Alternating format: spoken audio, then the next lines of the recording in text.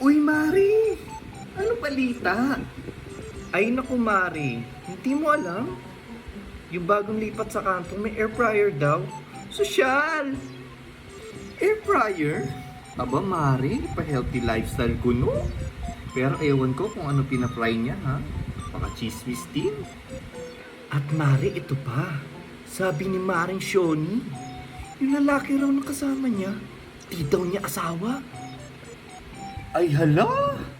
Baka live-in. Naku, mga kabataan ngayon. Di na marunong magpakasal. Gusto agad pagluto. At hindi lang yan, Mari. Napansin mo ba? Tuwing gabi, laging may dumadaan na Grab. Teka lang. Baka food delivery lang yan.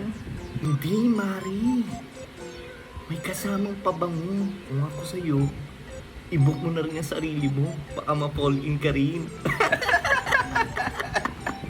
Tayo na lang walang air fryer. Walang jowa. Tapos puro chika lang. Pero ayos lang. At least updated. Eh.